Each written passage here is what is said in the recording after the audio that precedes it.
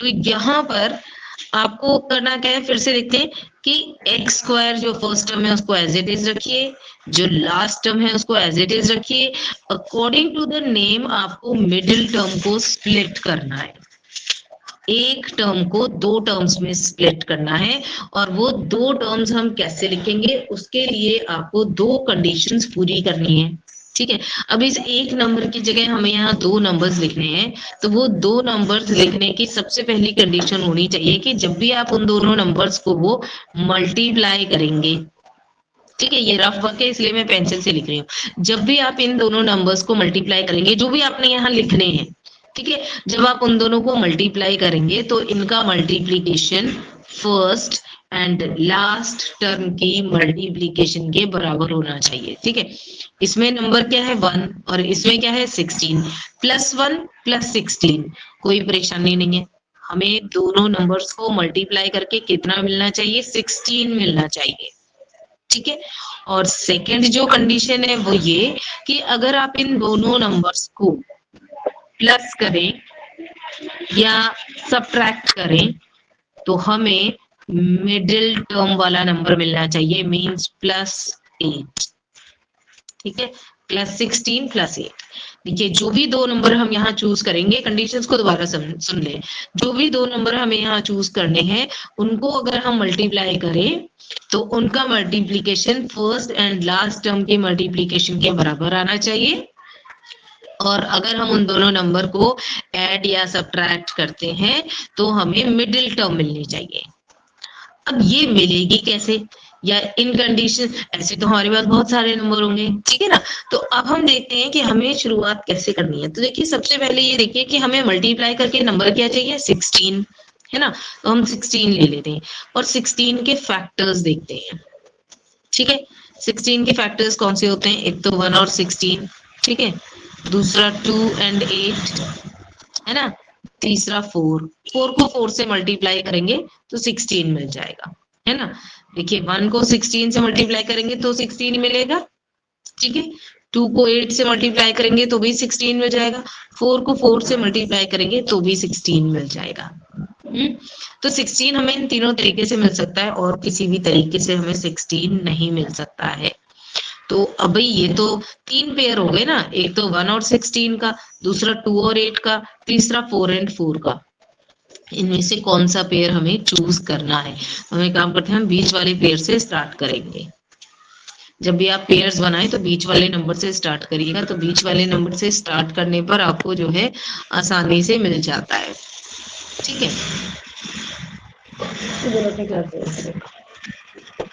ठीक है, तो हमारा जो बीच का पेयर है वो है 4 और 4। 4 और 4 का मतलब है +4 और +4। ठीक है, तो देखिए, जब भी आप +4 को और +4 को मल्टीप्लाई करेंगे तो 4 4 का 16 मिल जाएगा ना आपको। पहली कंडीशन तो हमारी है ही है फुलफिल, क्योंकि हमने मल्टीप्लिकेशन वाला नंबर ही लेकर इसके जो है फैक्टर्स निकाले हैं। उसके बाद अगर आप +4 को और +4 को ऐड करेंगे तो आपको +8 भी मिल जाएगा। हमारी दोनों कंडीशंस पूरी हो गई, पहले ही पेयर में हमारी ये कंडीशंस पूरी हो गई हैं। तो अब हमें आगे जाने की जरूरत ही नहीं है, आगे का पेयर हम देखेंगे ही नहीं, हमें हमारे दो नंबर्स मिल गए, +4 और +4। तो अब क्या करते हैं, इनको यहाँ लिख लेते हैं, +4x और +4x। x मैंने क्यों लिखा है, क्योंकि मिडिल टर्म को स्प्लिट कर रहे हैं, तो जो भी मिडिल टर्म के साथ वेरिएबल होगा वो इन दोनों को दे दिया जाएगा। ठीक है, ये जो मैंने बताया है ये समझ में आ गया है, ये बहुत इंपॉर्टेंट है, ये दो समझना ही पड़ेगा। ठीक, उसके बाद पहले पूरा समझ लेते हैं, अगर कुछ पूछना होगा तो पूछ लीजिएगा।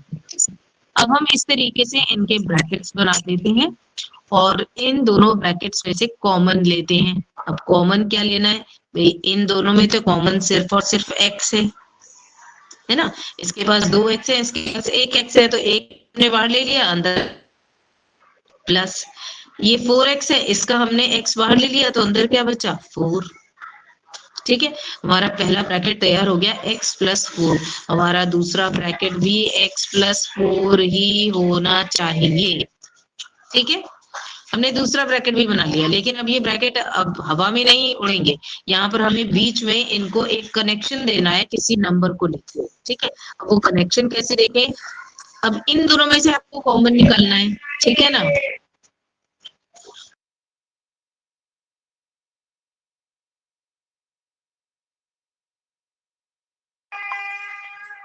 Ma'am 4 common. चलिए ये x प्लस 4 है।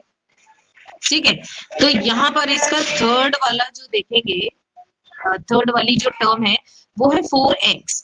ठीक है, इसमें से x अंदर हमने लिख लिया, तो बाकी क्या बचा प्लस 4, तो वो प्लस 4 हम क्या करेंगे इस तरीके से बाहर निकलेंगे। अब हमारी पूरी टर्म तैयार हुई। अब कैसे तैयार होगी, देखिए x into x x square, x into 4 4x, 4 into x 4x, plus plus plus 4 4 जा 60। ठीक, अब ये जो कॉमन ब्रैकेट है इसको हम बाहर ले लेते हैं। ठीक है, और बाकी जो भी बचा है आपका उसको हम नेक्स्ट ब्रैकेट में ले लेते हैं, x प्लस 4। ये हमने रिजॉल्व कर दिया। इनको फैक्टर्स में देखिए कितनी स्टेप्स हैं, 1 2 3 स्टेप्स हैं।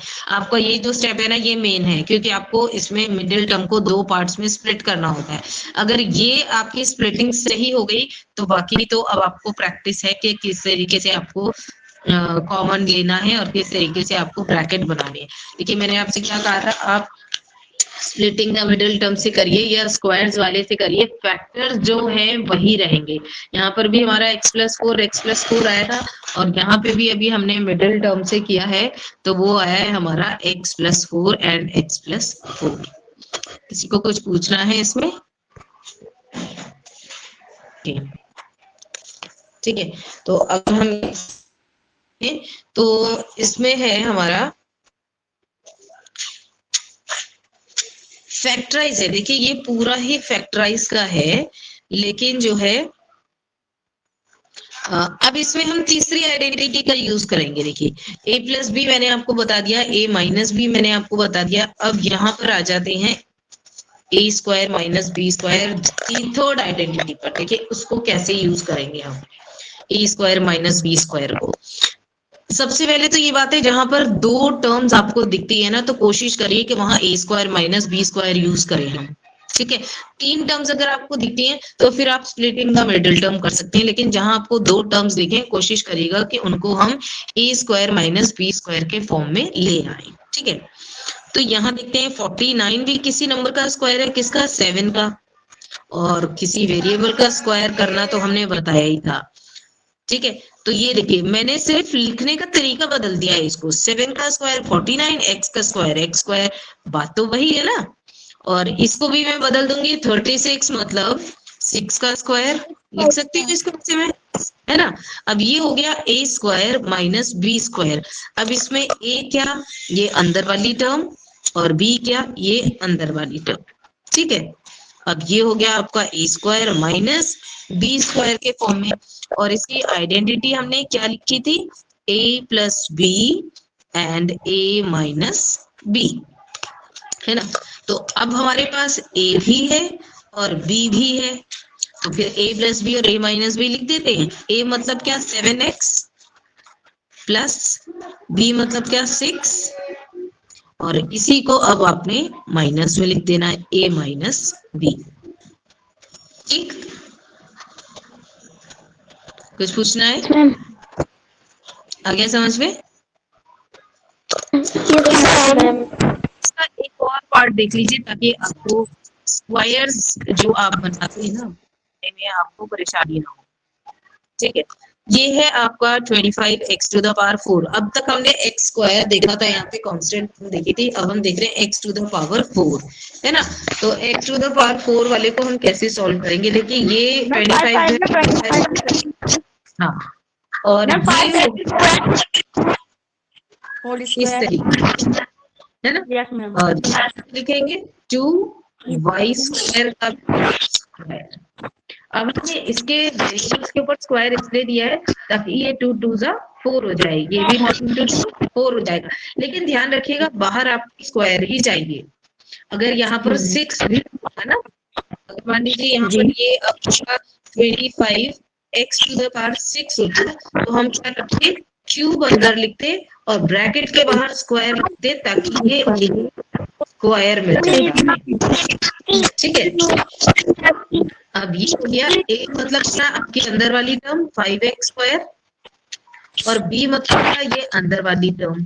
ठीक है, तो a plus b and a minus जी।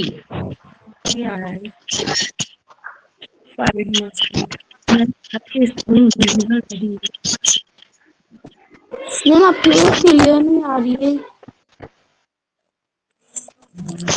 कोई क्लियर नहीं है।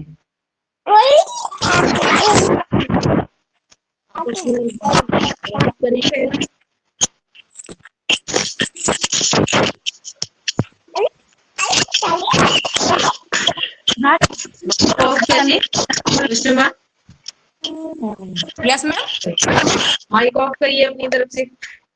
Okay ma'am.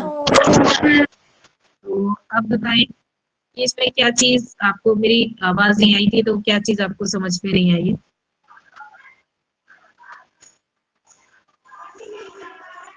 हो गया, क्लियर है सबको?